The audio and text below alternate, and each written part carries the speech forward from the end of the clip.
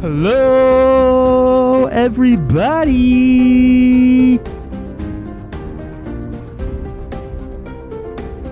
Turn this up in my headphones, Charles. Turning it up.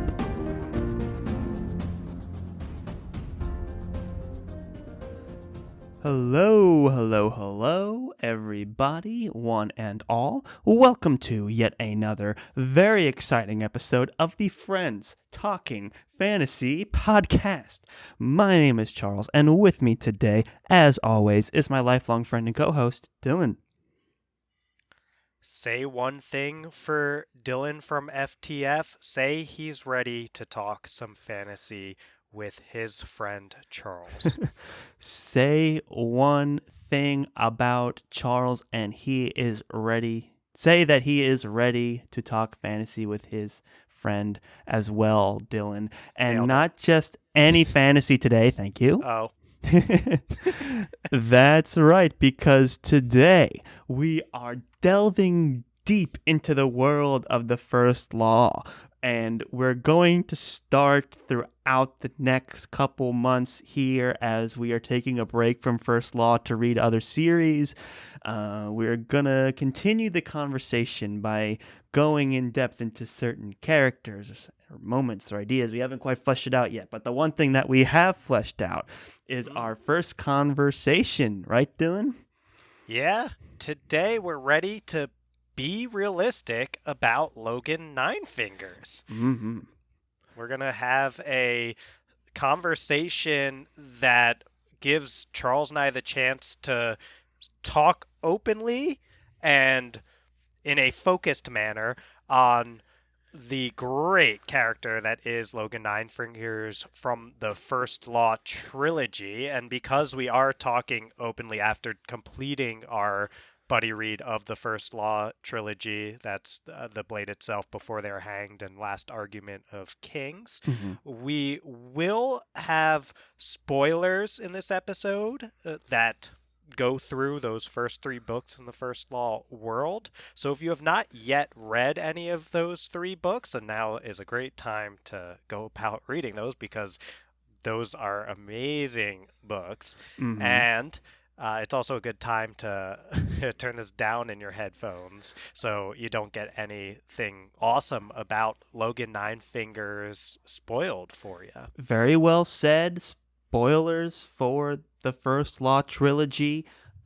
If you haven't read it, go read those books and then go back and listen to those episodes and then come here because, when it comes to episodes about the First Law Trilogy, you can never have too many podcast episodes about the First Law Trilogy. And and that's what we're going to show here today. Yes.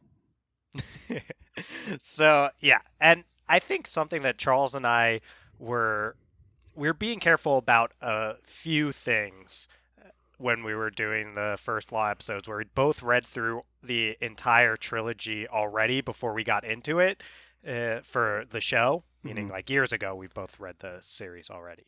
So then we wanted to make sure we didn't spoil anything that's coming up ahead for anyone when we were talking about, let's say, The Blade Itself. We didn't want to spoil anything coming down the road in Last Argument of Kings. Right. And we also wanted to make sure that we gave everyone their due. We didn't want to do the dog man dirty. We wanted to make sure that every character got attention in the buddy read episodes because they all deserve it as fantastic characters. I mean, This is Joe Abercrombie we're talking about, where we know that means compelling characters.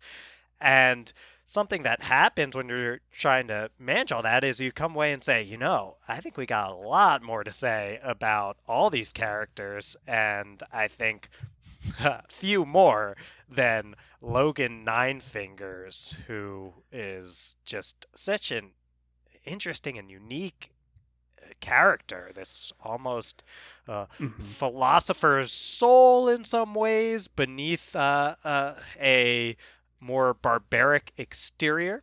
And we're here to frame a conversation about Logen around a few central questions, aren't we, Charles? That is right. Logen Ninefingers, big fan favorite for the First Law Trilogy. And, we have to ask ourselves, are we being realistic about Logen Ninefingers when we think about all the things that we like about him Yeah. and the moments that happen in this episode? And, the objective that we're having with this conversation is basically like, let's be real here. How good is he really? And that's the As a task that we've... person more than a character. Yes, and that's the We task know he's that a great we've character. set out for us today. Yes, how good of a person is he over a character? And Dylan, once you got a task to do, it's better to do it than live with the fear of it. So why don't You're right we about that. get right into some of these questions that we're exploring about good old Logen Ninefingers, or maybe not so good. Ooh, nailed it. Yeah, so we're thinking if we're being realistic about Logen, then one of the questions is who is Logen really? Deep down, because there's a lot of things that Logen appears on the outside that we get so much of his internal monologue that it's like, okay, well, is he this awful dude that he sometimes reflects on, like having been in the past and then maybe shows signs of throughout the series? And then we've also got this question of what's playing out in his arc. Like, what is going on throughout the series of the First Law Trilogy, and what does it mean about the extent to which Logen is a good character and the extent to which is a good person and the extent to which he is a bad dude. Because it's interesting, Charles, I think you and I, probably a lot of people have already listened to us talk in our buddy read episodes, and we were very mindful of a lot of ways in which Logen rationalizes his behavior and explains it to himself and all this kind of stuff and justifies it. But I was talking to Steven from Fantology over either on Twitter or they're on their Discord or somewhere, and he was saying that a lot of people see Logen as actually like a very good person and defend him in that way. Yeah, I mean, it's easy to see Logen as a good person, especially in the Blade itself, right? It's easy to see all the actions that he's done. He's very much kind of this almost like a martyr character where he's like, I've seen so much blood and all I can do is like try and do the right thing now. And I think a good example of that pretty much at the beginning of the Blade itself is when Logen saves Malachus Kwai. That whole scene plays out where, Kwai is really sick, I believe it was, or injured or something.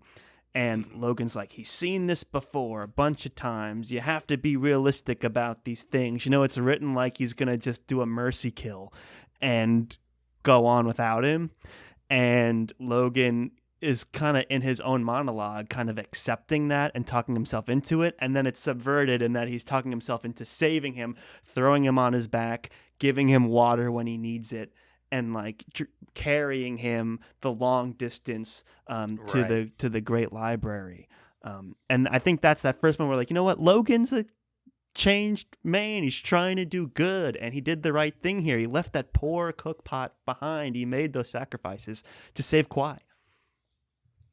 Yeah, gotta leave that cook pot behind, and that's a tragic moment for I think for us as readers. A lot of people find themselves really emotionally attached to that cook pot. Like that's a thing. I was emotionally invested in the cook pot. I was like, no, right. Like Logen maybe like more than Kwai and stares at the lonely cook pot being left behind. Yeah, it was very sad. Right, and it's interesting because there's a point in which Logen does not listen to his internal monologue telling him you have to be realistic about these things. Meaning, like, the realistic thing to do would be to leave him behind and to take the cook pot because, he's almost dead already, all this kind of stuff. And not long before that, I believe, he uses the same justification. You have to be realistic about these things to basically kill people, like breathe fire on people, which is a weird moment in the Blade itself. It's like never really revisited, but he like he like is able to use his spirit's powers to like absorb fire and then spit it out at people. It's like happens once, and then he does have this internal monologue during that moment where they're attacked by, like, I don't know, just people out on the road. breathes fire on them, kills them, all this kind of stuff. And uh, I think that you get that juxtaposition of like he listens to you have to be realistic about these things, rationalization, and he kills people, right?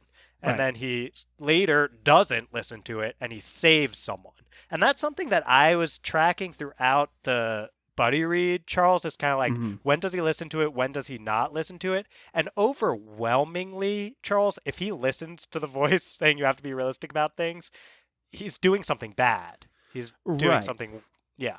Because it's interesting because we're reading it and we don't realize it in these moments. It's not till towards the end of Last Argument of Kings that we start to see, like, he's just kind of giving himself excuses Yes. sometimes. And this was his, because throughout the whole series, he takes his idioms and he uses them both in the context to do something and to not do something, to kill Right. someone, to save someone, to run away, to stay and fight, to like make hard choices, to avoid hard choices. He's always justifying things in his head with the same idioms over and over, but they mean different things based on what's convenient for him and what he really wants. And that's a side that's not really addressed by Joe Abercrombie because we're in Logan's head and Logan's not even aware he's doing it. He's always convincing himself of things, and he's like in denial of it, kind of. And it takes other characters like Black Dow to Hmm. to shine a light on that for Logan, because Logan thinks he's like trying to do better. He knows he's a bad guy and he's done bad things, and he's oftentimes trying to say, "Oh, but I'm making the best of it." And it really upsets Black Dow, who's like, no, it doesn't. You're just saying that to justify whatever it is you feel like doing. You're Right. not a good person. And that's Yeah. coming from Black Dow. Right. So there's that line that Black Dow gives at the end, which is, "But you love to play the good man, don't you? You know it's worse than a villain who thinks he's a hero. A man like that, there's nothing he won't do, and he'll always find himself an excuse." And I Great think that line. that's what these, more than anything, that's what these idioms and these sayings and stuff like that are to Logan, is excuses and rationalizations for how he can continue to be violent while telling himself in his head that he's a hero and telling us as readers, because we spend so much time in his head, that he's a hero. And that's how Y- we're so easily deceived by Logan. I know the yes. first time I was reading the First Law, I was totally deceived until Last Argument of Kings. And then there's these Yeah. moments, Charles. Last Argument is when it really starts coming into more clear Full view. perspective. Yeah. Yes, and there's a that point where he's uh, he's basically deciding to uh, kill folks when he's with the Union soldiers, and he's like, okay, I'm too deep in this at this point, and he's like, I got to kill these next four people, and there's something really interesting that comes up in his sort of the prose, but like his internal monologue, really, which is. All they were now were four tasks to get done, and we know uh, what to do once we've got a task to do, right? We Right. shouldn't live with the fear of it. We should just go kill them. And he's like, uses those kind of justifications to not run away. He's always using these justifications. Another one that comes up earlier, I think that's big, is when he gets offered the Maker's Sword by Baez, and he's like, Right. I'm putting violence behind me. And then Baez is like, oh, yeah, I've got this great sword for you. And Logan actually uh, justifies to himself that he should have it because he said, like, his monologue is that basically it's better to have it and not need it than need it and not have it, is Right. the line. Sorry, I was looking for the quote while I was talking through there. And it's like, that's such a classic. Like, we've all said that at some point in our lives. And then Yeah. we agree with it because it's like, yeah, oh, yeah, well, there's been times where I felt that too. Sure, of course you need a sword. It's a Sure. fantasy novel. But what kind of stuff are you going to do once you have that sword in your hands? Sure, and That's I a know, question, like, I've Charles. talked myself into things before, like you're at a party or something, it's like, oh, I have one more slice of cake or something like that. It's so and so's birthday, it's like, it's my, cheat day, whatever, like things like the things we talk ourselves Mm-hmm. into, by using these idioms, these these phrases that don't really mean anything, but have all these like applications. And like for Logan, we see them coming and we love them, and they're entertaining and they're funny and they're, Yes. they're exciting. And that's kind of helps keep the wool over our eyes for so long. It's like, oh, he's finding that Northman barbarian philosophy to apply it to this situation. And I get that. And it's funny and it's cool, So that carries him for so long. And we're talking about like how Last Argument of Kings kind of unravels that. And it's interesting to see how that decision to save Kwai comes back in Last Argument of Kings as well, because Baez, there's that scene where Logan and Baez are talking for the last time in the trilogy, and Baez is like, oh, Kwai's dead. And Logan was thinking back about the time he decided to save him and thinks about the cook pot, and it's almost very much like, well, that was kind of like a waste. And I think that's telling of Abercrombie. It's like the action that you did decide to do something good was so inconsequential compared to the times you decided to be bad. Whereas like when it became time to do something, you chose to march all these Northmen like down to the Union and fight when you could have stayed behind. Like, those kinds of decisions. And I thought it was just interesting to put saving Kwai back into perspective now that we've revealed so much about Logan. Yeah. The way to tie that back in, Charles, I do think that's an interesting point, and to put it in the context of like, what good have you really done in this whole trilogy, Logan? Like, okay, yeah, there was that one time where you saved the apprentice who ended up going on to be Ptolemy and cause way more destruction than, but not Logan's fault. Couldn't have known that would happen down the line. But even let's cancel that out and say Logan tried to do something good, and let's say it came to nothing, which is being more generous than we need to. Yeah. He really has not done any good over the course of the trilogy. So even it's like, okay, Bethod seems to be a pretty bad dude based on some things. Anyway, I'll say that's if that's your read, that's fair. And then I'll also say that by the end of it, even if Logan dethrones Bethod, can we really make the case that the end result of Black Dow being on the throne is a good one? Well, even before that, him getting on the throne and deciding to march to the Union. Can we, everyone was kind of confused by that decision, and he's always like, I've got scores to settle, might as well keep going. And it's like, dude, you're the one that tells everyone to leave fighting to people that are dumber like you. And yet you're not listening to your own advice. And what's his logic when he makes these decisions? He's like, oh, I've got scores to settle. It's like, that's the weakest excuse ever. That's like me going in for more cake. It's like, it's my birthday. Yum. I've got scores to settle. The cake analogy is an interesting one, Charles, because I think it is like Logan has a sweet tooth for violence. It's like he feels like, okay, maybe I could overdo it, and maybe I don't need to keep going back for more of this. And at the same time, he just finds a way to rationalize and justify. And that scores bit is the biggest one, I think, for me, Charles. Is like, that one gets smuggled in so subtly and so quickly. It's just like all of a sudden in the beginning of Last Argument of Kings, it's like him and Pharaoh are coming back as part of this, we called them the Fellowship of the Seed. And nothing got accomplished on that journey, and they get back, and the only thing maybe good that could have come out of it is that Pharaoh and Logan had some moments where it looked like maybe the two could kind of have a relationship that's mutually beneficial. Right. And then they just can't really get on the same page there. There's some of these misunderstandings. And it kind of ends with like, okay, well, I've got nothing left but scores, so I might as well go settle them. And it's like, that makes zero sense. Yeah, that makes no sense at all.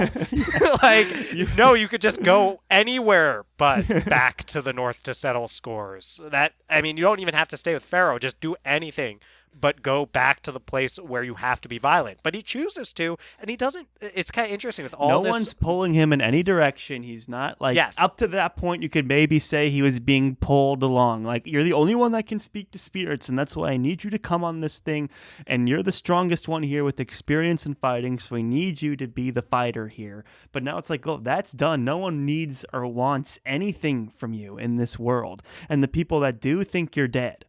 So it's like you have a clean slate to live your life however you want. And it doesn't take him, they're not even off the boat. And he's like, I've got scores to settle in the north. And you're like, what?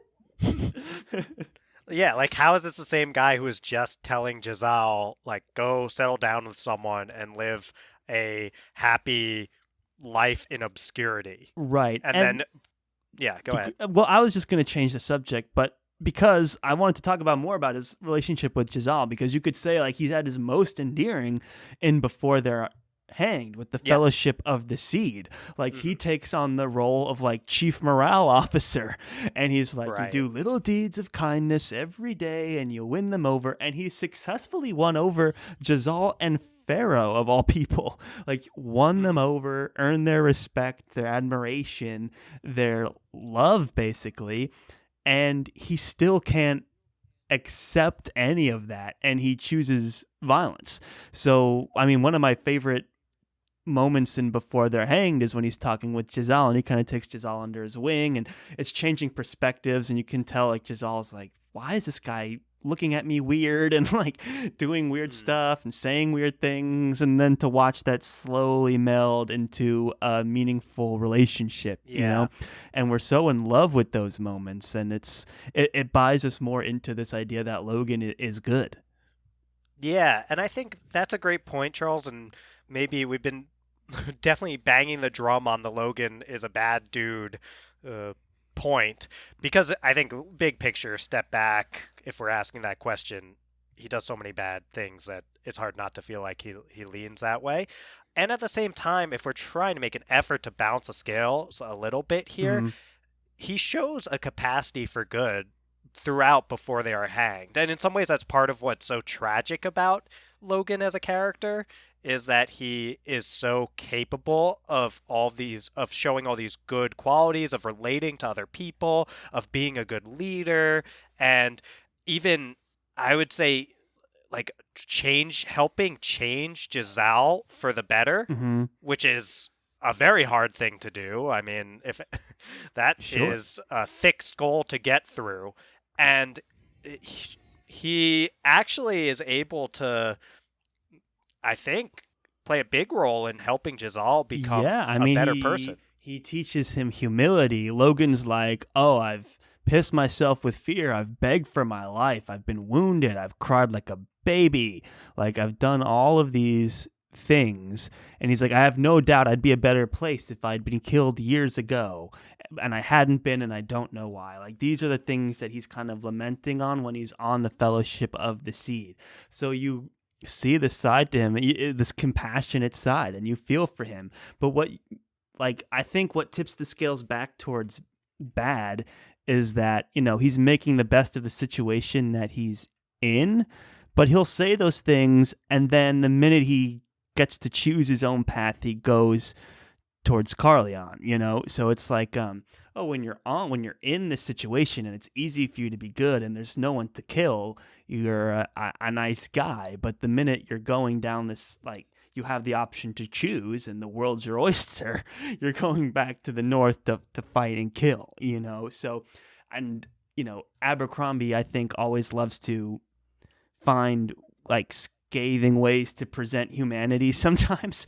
And I think his way of doing that with Logen is like, look, here's a man that has all the virtues that we like in someone who's trying to redeem themselves, but he's also kind of like Black Dow says, he's like the most evil of all. He's coming up with excuses and playing the hero when he's not a hero. Like, I think that's what Abercrombie is subtly weaving in these moments. He's like, yeah, he's good now when it's easy to be, and he has the capacity for it. No one's all evil or all good, but when when you just give him nothing to do, he's going to go off and kill people and find a reason to justify it, Yeah, that's an interesting point that you make, Charles, that and before they're hanged, the situation that he's in, basically, he'd be dead if that crew can't band together, especially when Baez is out of commission. Right. So he basically has to start being a good person and a good leader, even to have a chance to survive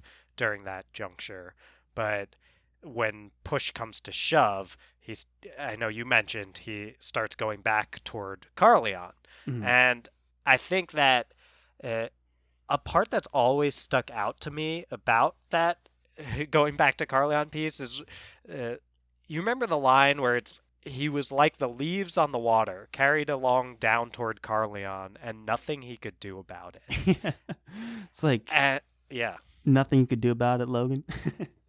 I mean, and that part, I think on my first read, I was like, that's when things started clicking for me that it's like, this guy just makes excuses for himself constantly. For sure. And uh, it's, And Blackdale is more evil, but he's very direct about it, and he knows who yes. he is, and that's why he's so infuriated by Logan. It's like, we're the same, but you're just not acknowledging it. You're guising it under being good sometimes and playing the hero, and that makes you even worse than me, which is such an interesting concept. Like, Logan is a likable guy more often than not in this Yes. series, and we don't really get the full context of his actions until he starts having his own choices to make and he choosing violence. And then, like, these last telling lines, like you said, it's like, oh, I'm drifting towards Carleon. Nothing, I can't Oh stop it. no. Oh no. And everyone's like, why don't you stay? Like, we could be in a relationship, like, and Giselle's like, I think you're cool, man. You can hang out here, like, you could do anything. But he's like, nope, Carleon calls me, and nothing I can do about it now. Better to do it than like To live with to the live fear with of the it. fear of it. It's like, dude, what? No one gets it. And Yeah. that's just, there's also this idea of, if we're ready to talk about it, the idea of the Bloody Nine, which gets explained more in Before They're Hanged as well, when he's sitting around the campfire and explaining what that is. And you feel even more bad for him in these moments where he kind of like blacks out and the Bloody Nine takes over, and you're like, how much agency does Logen Ninefingers have when he becomes the Bloody Nine? It's never clear. Like, there's all kinds of things. Like, Crummicky Fail says he's loved by the moon. Other people just say he's not nice guy. So it's like, what's really going on? You don't know. But the way I've always read it is that he has no agency in those moments, and that almost makes him more sympathetic. Right. When he's the Bloody Nine, he's just leaves on the water, carried along down toward wherever the Bloody Nine wants to go. So Yeah. I think it's interesting to consider, and that's a whole separate episode. Would be like theorizing about what the Bloody Nine actually is. But I think the first time and probably the second time, all this kind of stuff, and probably still the third time, if I had to bet, I see it as kind of this like alternate personality that takes over. And at the same time, it's kind of interesting to put on the lens of what if this isn't an alternate personality? Right. What if this is just like when Logan gets mad and he starts doing really messed up things? I think it's a whole nother conversation. And at this But point, after finishing Last Argument of Kings, I wouldn't put it past yes, Logan that was the case. I'm not 100% convinced, but it could very well be that this is just Logan when he's mad, and he convinces himself like, "Oh, I just black out. yes. Like, I don't know what I'm doing in those moments. I come to later, and and everyone looks at me funny." Where it's like, that could be yet another one of the excuses you tell yourself when you commit these horrible acts of violence.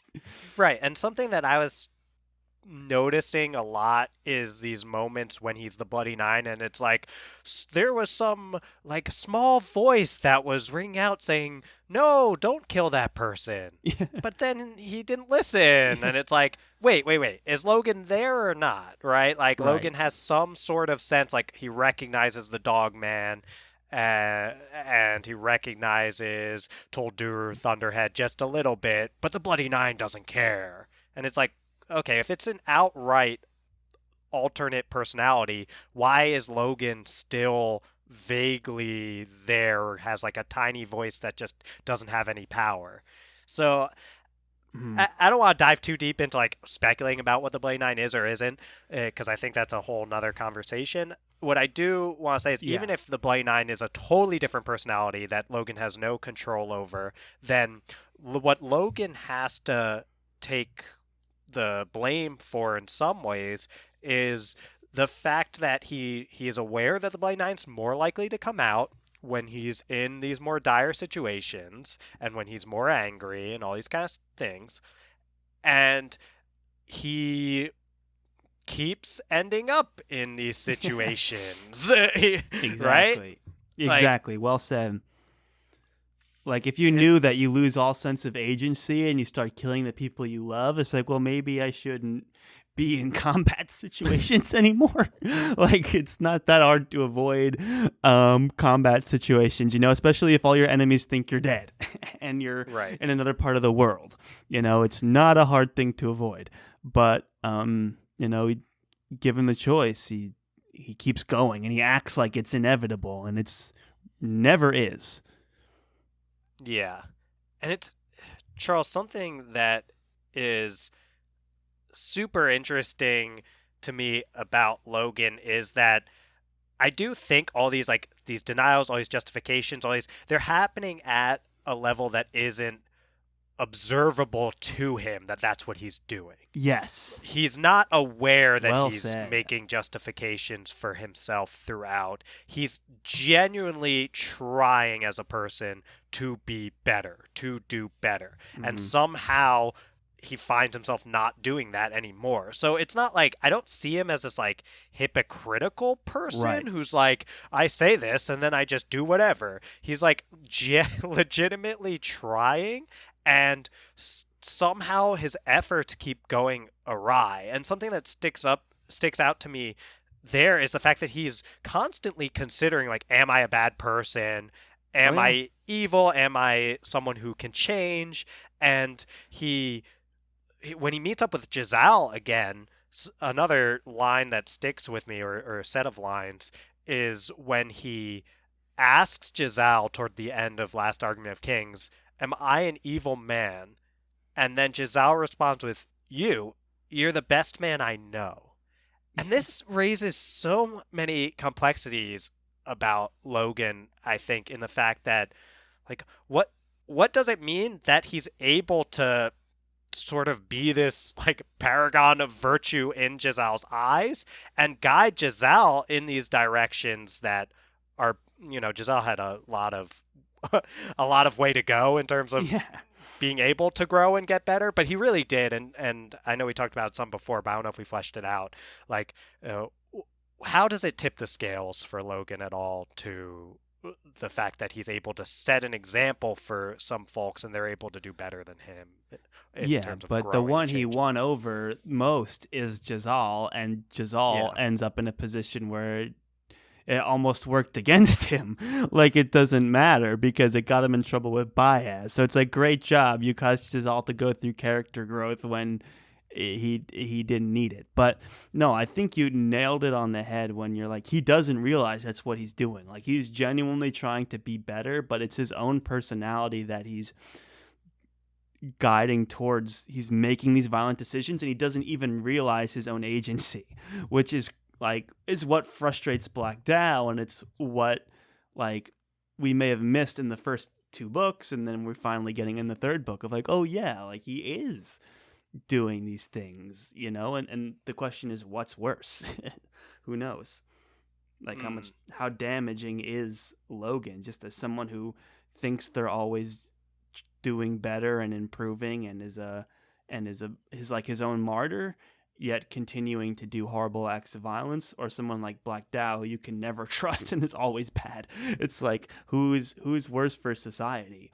And it was always interesting to me when Logan became king. I always thought that was interesting. I was like, he was so happy to let Dogman be the Yeah. captain, and then when it comes time to become king, he's like, okay, like Kromiki fails shouting it, so I guess I'm king now. Like Mm-hmm. that was another decision that I was like, I would have thought he would have turned it over to the dog man. Like this does not sound like something the Logen that we've heard to give all these isms and platitudes. Like we wouldn't expect him to then be like, yeah, I should be king. I can lead people. I'd be good at that. But he does. He takes the kingship and he leads people to war in a foreign land. It's like, what? Because you said you would to Wes, who you barely met, like, or Jazal, or like, what? What do you owe any of these people? So I just was like, that always struck me. Like, what do you take of Logan being king? Right. I mean, it's along the same lines as what we've been talking about, I think, with this. We as fantasy readers have an easy time, I know I did, on the first read and subsequent reads too, accepting this idea that if everyone's chanting that someone's now the king, like of course they become the king. We've seen that in other fantasy novels that I won't name to keep from spoiling those other series, but we've potentially seen stuff like I that. have one that comes And to then mind. I the want to right, scream it so bad, but I'm not gonna. I know, in pretty popular series, Yeah. and right, so it's like, and in those series, maybe the person becoming it wasn't so bad, and we're like, okay, well, that's how it happens. And for Logan, it's kind of this piece similar to what we've been talking about of, yeah, like the pressure's on, or there's some sense that you should do a thing, but you also could just not. Like you also Yeah. could just say, no, hey, no, the dog man is actually, I'm going to make him king. Or you could leave and say, or some way, like say, No one set the can record make that the dog you man is king your without second. bias being there. Right. So I think, right, you remember when Logan had three trees as his second, and that was Mhm. established, it was very clear that when Logan was presumed dead, that three trees is now the chief, right? Yep. It got worked out relatively easily, um, all things considered. And if you establish that Dogman's your second, which no one would bat an eye at, and you leave as Logan, and you're just gone, then guess who's in charge? Someone who's a way better person than you. Yeah. So he has these options, but he just doesn't see them. And because he doesn't see them, we as the readers don't get these moments of Logan considering it. So we often don't consider it ourselves too. Like that is a legitimate option that Logan could just give it to the dogman. It doesn't even come up for him. And he doesn't have that second level of questioning when it so happens that he's getting put in a position where he has more opportunity to end up in a like leading people into violence and leading himself into violence, I think. Right, and it's interesting that you compare him to Dogman because Dogman is someone who, when he thought Logan was dead, remembered him fondly and adopted a lot of those platitudes in his own chapters. It's like better Mm-hmm. to like do it than live with the fear of doing it. Like you could see the influence that Logan had on Yeah, Dogman positively, right. and throughout the first two books, and then we get into um, a Last Argument of Kings. And even now, Dogman is like so thrilled to see that Logan's alive and is like his like wildest, craziest dreams have come true, that his best friend is back from the dead, like, and that Mm-hmm. so quickly turns into this thing of like, what are we doing here? Why are we doing this? Like all this blood and violence, and Dogman is, I think, objectively like we think of him more as a nice guy anyway. Like everyone seems to like him, and he's not like that ambitious, but he's capable and likable, and he's never shown himself to be violent outside of like when they have to be in Mm-hmm. combat. And he's starting to think about like we should be avoiding combat. Like this has not gotten us anywhere. It's just gotten more people back to the mud, and like how many friends has he had to bury through all of this? And then Logan's making Right. decisions to keep doing it, and it's what inevitably tears them apart. And Dogman becomes this tragic character because all his friends are dead, and Logan abandons him in the Union. Logan's like, well, someone's got to stay here. It's like, does someone have to Mm-hmm. stay here? Like, for what reason? And like, how do you justify that? And Dogman is just kind of abandoned. He is, and I've been thinking about this bit you've been bringing up, Charles, about like the Dogman being in charge, and then the other bit.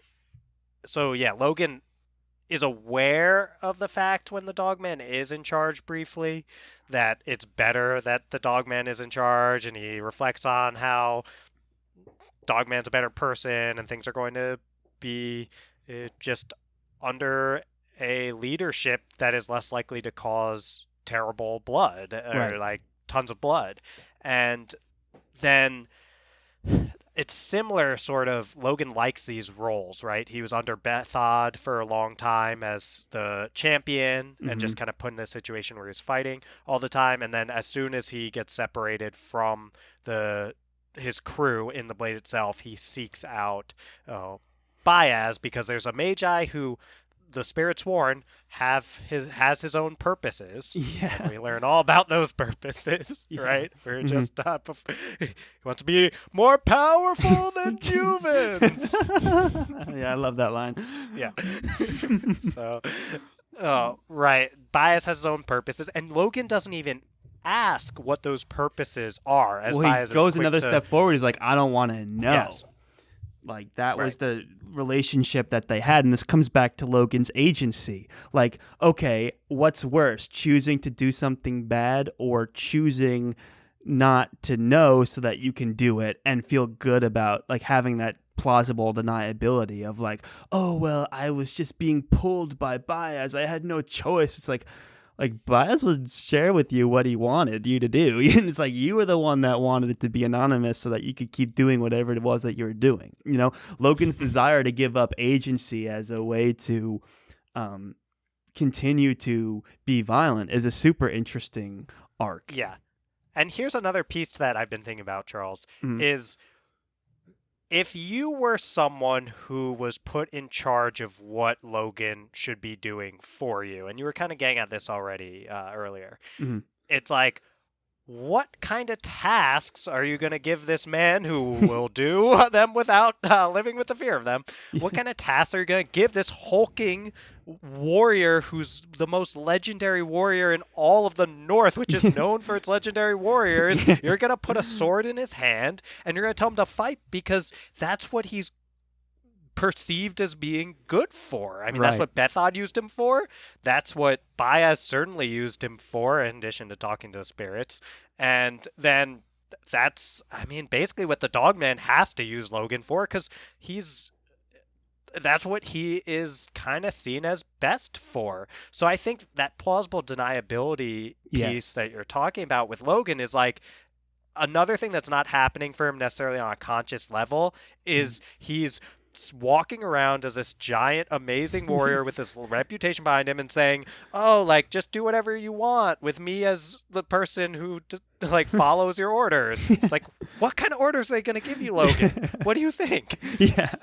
He's like, just don't ask me to fight people because I'm done with that life. Yes. It's like, he's like, whatever you say, boss. I guess I have to do this now. It's like, what is happening to you, Logan? There's like so many opportunities.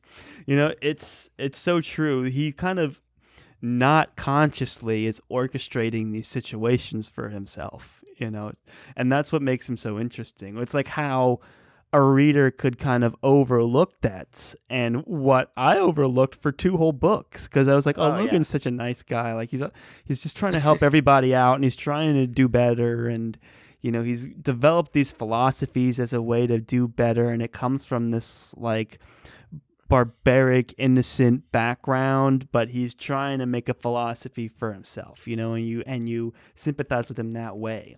But then he goes as far as to make himself king of the North. You're like, what? This guy who seemingly has no ambition assumes the crown and sends Dogman packing at the end?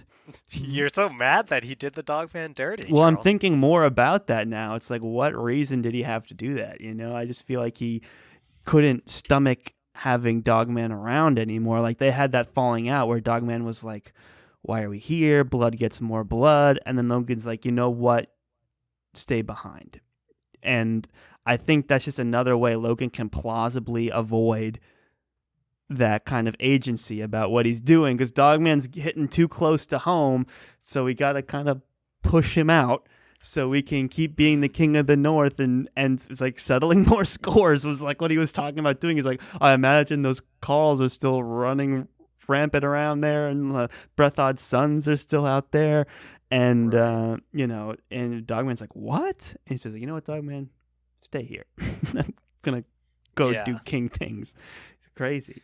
That that's an interesting point, Charles. And yeah, it's another one of those things of like, if you ask Logan why he's making the decision, he probably thinks he's making it because he's like, no, we need someone to stick back Yeah, he's my with the Union. We need trusted, but he's my someone. best friend. I Yeah, trust him more than anyone. He right. speaks Northern. I mean, he speaks Union. Like, Hmm. he's perfect for the role. But it's like you could have put anyone there or no one there. Like, no one cares about you guys. And then like you have Jazal. Like, Jazal's on your side. Like, That's a good point too. like Yeah, like literally, the the king of the Union thinks that you're the best man he's ever met, and you're saying no, we need to keep them on good terms. Like, how will we keep them on good terms? Like, at least the person Logan would think is the most powerful person in that entire nation adores him. So, right. yeah, that's an interesting observation, Charles. I think, yeah, and we've talked a lot about this. Sort of, we're so ready for two books, like we've been saying, at least, probably more than that, maybe two and a half or so. We are bought in on this Logan redemption arc idea because we've seen so much of this, Charles, right? We've got how many people have we heard with that classic Logan backstory line, right?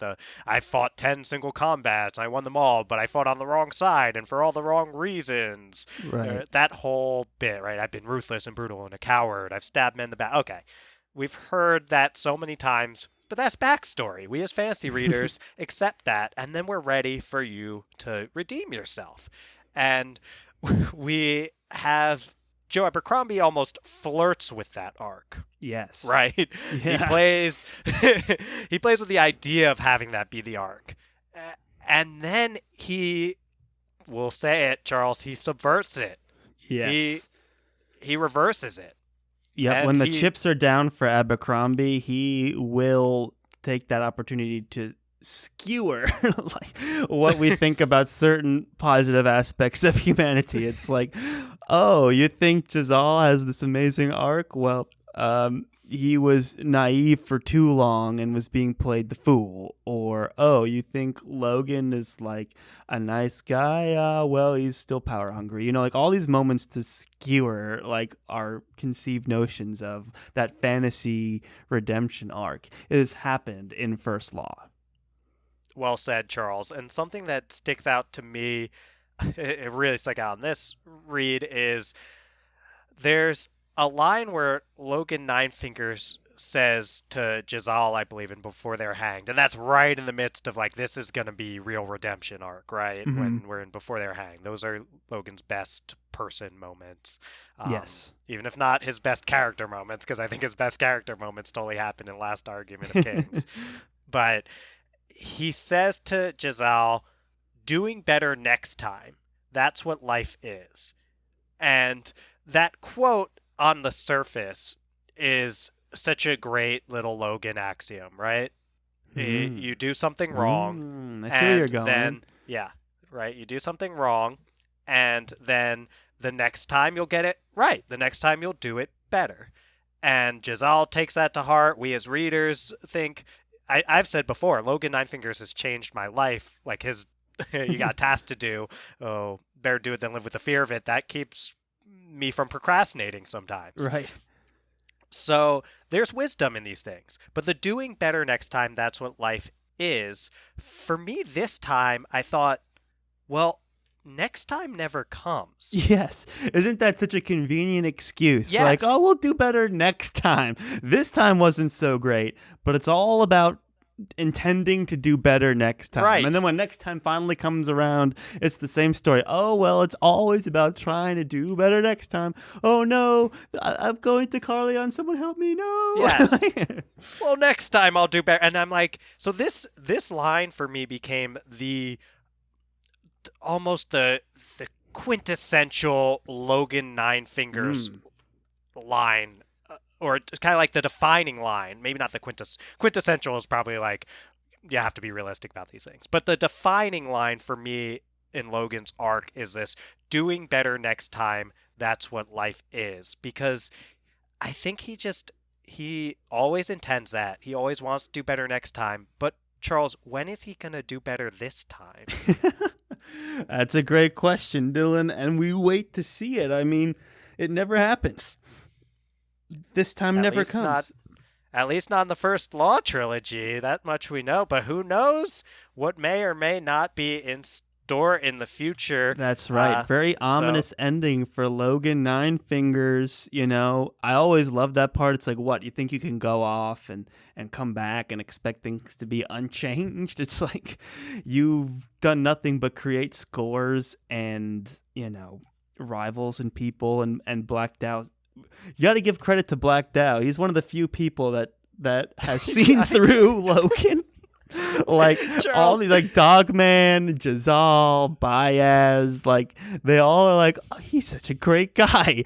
And then Black Dow sitting there like, does no one see this guy for what he is? He's a horrible human being. Charles, you love Black Dow. He won me over the second time around, you know, like the second time around, I'm like, this guy is more like aware than I gave him credit for. Like, he's a horrible person. Yeah. Terrible. Yeah. But he knows what he's about, and he knows what others are about. Like, I love the moments he had with Wes, and it was like, man, if you earn Black Dow's respect, then you know you're in trouble. I got a quote, Charles. I'm going to editorialize one word to keep our clean rating, but I think they'll figure out where it happens. It's, you know you're in some sorry crap when Black Dow starts smiling. And that's a fantastic line. I think that one's in Last Argument. But beautiful line. So I mean, Black Dow is, I think there's a case to be made that Black Dow is far worse than Logan for what it's worth. But I think that the thesis in some way, I doubt Joe Abercrombie would say that the First Law Trilogy has a thesis, but one of the points or themes or whatever does depend on that line we quoted earlier, I think, about this, like, Logan's in some ways worse than Black Dow because he thinks himself a hero. Critical line for Logan's arc. You know, every character kind of has their last few moments in the last, like, 20% of Last Argument of Kings, and, like, that's one of the last things mentioned about Logan. So it's like that is kind of like that's like the, for lack of a better word, thesis of his arc. Or it's like, you know, what's worse, a Black Dow type or someone who acts like a Black Dow type but makes the justification that they're a hero, you know? And we'll leave you with that question, our wonderful listeners, to reflect on. That's right. Charles. That's for the listeners to decide. I mean, we've spent a lot of time today being realistic about Logen Ninefingers, but in the end, such a well-written character, so much charm, so much, such a unique character in fantasy. You know, like we've praised him since like the second episode of our podcast. We've been praising Logen Ninefingers, and really one of the best characters of fantasy. Oh yeah, the first. That bit about Logen Ninefingers changing my life was in the first episode. Oh, I thought that was the character series one. He came up again in that one. So, right. I mean, and all of that is to say, you know, we've been pretty hard on Logan as a person in this episode. Mm-hmm. And we are some of Logan's biggest fans as a character, as a compelling character, Absolutely. As one of our favorite characters that we've ever read. Right. And it's these complexities about him that he's not even aware of, that we can't be wholly confident, we can only speculate, that adds to his, like, amazingness as a character. And say one thing for Joe Abercrombie. Say he can write compelling characters who are not the best people. And I think Logan is that is a very strong skill that Abercrombie has. Yes. Well, shall we call it a day and play that sweet, sweet outro music? I think I'm ready for some sweet, sweet outro music, Charles. All right. Thank you, everyone, for listening to yet another very exciting episode of the Friends Talking Fantasy podcast. If you like what you heard today, check us out on Twitter. That's at the FTF podcast with a number 1 at the end. That's a great way to show us some support, is to hit us up over there. We are also on Facebook and Instagram at the FTF podcast. You can always shoot us an email at the FTF podcast at gmail.com. Now, Dylan, if someone wanted to support the show in a way that was free and super, super helpful, and they just so happen to be listening on Apple Podcasts, what kind of option do they have available to them? Toss 5 stars to our podcast. You can just scroll down on that page for Friends Talking Fantasy podcast until you see those stars. And we'd love it if you clicked 5 of them. That would be the best amount to click. And if you do have time to leave a review, that is even more appreciated. But just listening, make it to the end of this episode and hear me ramble about stars and reviews. That is more than enough. We love you. We love you so much, everybody. Thank you so much for listening. And as always, go forth and conquer, friends.